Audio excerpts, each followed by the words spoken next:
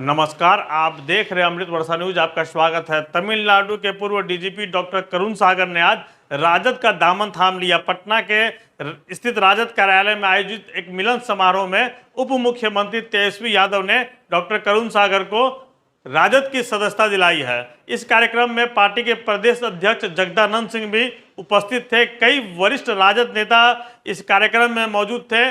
Doctor करुण सागर वरिष्ठ IPS रह चुके हैं। तमिलनाडु से डीजी पद से रिटायर किए हैं। तमिलनाडु के पुलिस महानिदेशक थे। पिछले दिनों आपको याद होगा कि तमिलनाडु में बिहारी श्रमिकों के साथ मारपीट की कुछ घटनाओं की अफवाहें फैली थी, जिसके बाद तमिलनाडु पुलिस ने बेहद कड़ा एक्शन लिया था। इस मामले में एक यूट्यूबर को षड्यंत्र रचने के आरोप में गिरफ्तार भी किया गया है। तमिलनाडु पुलिस के द्वारा उस पर एनएसी भी लगाई गई है। तो आज तमिलनाडु पुलिस के पूर्व डीजीपी डॉक्टर करुण सागर ने राजद ज्वाइन किया है। तो ऐसे में राजद पर जो उनके विरोधी तत्व आरोप लगाते रहे हैं कि राजद अराजकता लाती है या जंगल राज की द्योतक है, उन्हें करारा जवाब मिला है। एक सीनियर आईपीएस अधिकारी जो तमिलनाडु जैसे राज्य का डीजीपी रह चुका है, उन्होंने आज राजद की सदस्यता ग्रहण की है। तेजस्वी यादव के नेतृत्व को स्वीकार किया है। तेजस्वी यादव के राजनीतिक शैली पर उन्होंने मुहर लगाया है। तो एक तरह से राजद को डॉक्टर करुण सागर के पार्टी में आने से बेहद ज़्यादा उत्साह और बल प्राप्त हुआ है। हम आपको बताते हैं कि डॉक्टर करुण सागर 2024 के लोकसभा चुनाव में राजद के टिकट पर जहानाबाद से भी चुनाव लड़ सकते हैं।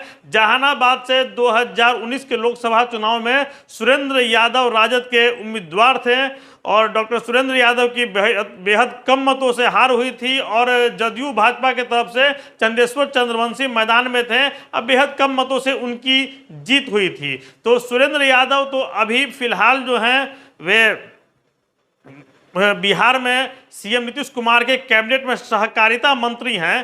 तो ऐसे में जहानाबाद सीट से डॉक्टर करुण सागर को राजद उम्मीदवार बना सकती है, ऐसी चर्चाएं चल रही है। इन चर्चाओं में कितना बल है यह हम दावे के साथ नहीं कह सकते हैं, लेकिन पिछले दिनों ही डॉक्टर करुण सागर जिन्होंने आज राजद ज्वाइन किया है, उनका जहानाबाद में एक बड़ा भव्य स्वागत समारोह सिविल सोसाइटी के द्वारा किया गया था, जिसमें जहानाबाद के कई बड़ी हस्तियां शामिल थी। और उस कार्यक्रम को संबोधित करते हुए तमिलनाडु के पूर्व डीजीपी डॉक्टर करुण सागर ने यह कहा भी था कि जहानाबाद मेरी कर्म भूमि रही है और जब भी मौका मिलेगा वे जहानाबाद का सेवा करना चाहते हैं। और ऐसे में आज उन्होंने राजद का दामन थाम लिया।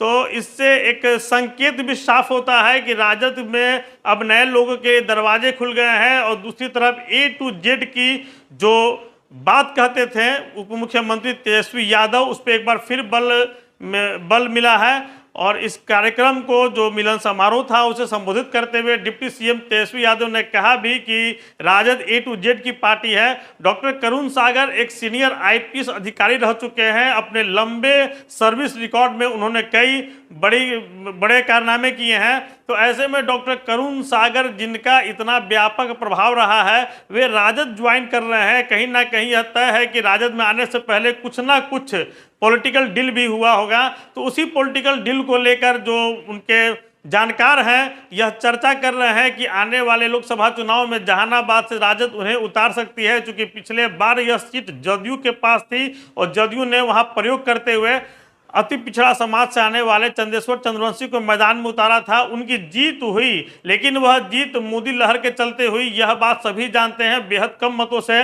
राजद प्रत्याशी सुरेंद्र यादव हारे थे और सुरेंद्र यादव चूंकि अभी कैबिनेट मिनिस्टर हैं, तो यह इन चर्चाओं को बल मिल रहा है कि डॉक्टर करुण सागर भूमिहार समाज से आते हैं। तो ऐसे में जहानाबाद से राजद उन्हें अपने टिकट पर उतार सकता है। हालांकि जहानाबाद संसदीय क्षेत्र की राजनीति में कई बड़े नाम हैं जो आगामी लोकसभा चुनाव में दोनों तरफ से उतरने जा रहे हैं। एनडीए से भी कई लोगों की सशक्त दावेदारी है, वहीं दूसरी तरफ महागठबंधन में कई चेहरे हैं।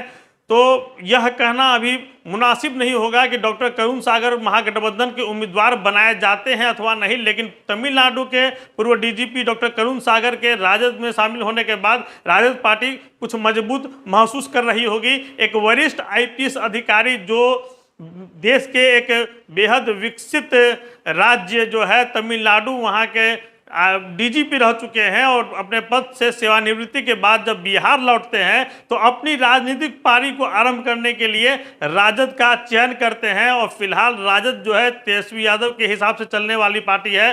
तेजस्वी यादव उप मुख्यमंत्री हैं, नेता प्रतिपक्ष भी रह चुके हैं। 2020 के विधानसभा चुनाव में उन्होंने कड़ी टक्कर दी थी। महागठबंधन के उम्मीदवार उनके नेतृत्व में चुनाव में उतरे थे, लेकिन बेहद कम अंतर से वे सत्ता प्राप्त करने से चूक गए। फिलहाल वे सीएम नीतीश कुमार के साथ पुनः पिछले साल अगस्त में गठबंधन करके सत्ता में आ चुके हैं। वे डिप्टी सीएम हैं, नीतीश कुमार सीएम हैं और देश की राजनीति को नीतीश और तेजस्वी की जोड़ी प्रभावित करने में लगी हुई है। ऐसे में तमिलनाडु के पूर्व डीजीपी डॉक्टर करुण सागर का राजद में जो स्वागत हुआ है, यह निस्संदेह आने वाले राजनीतिक समीकरणों को प्रभावित करेगा। आप देखते रहिए अमृत वर्षा न्यूज। धन्यवाद।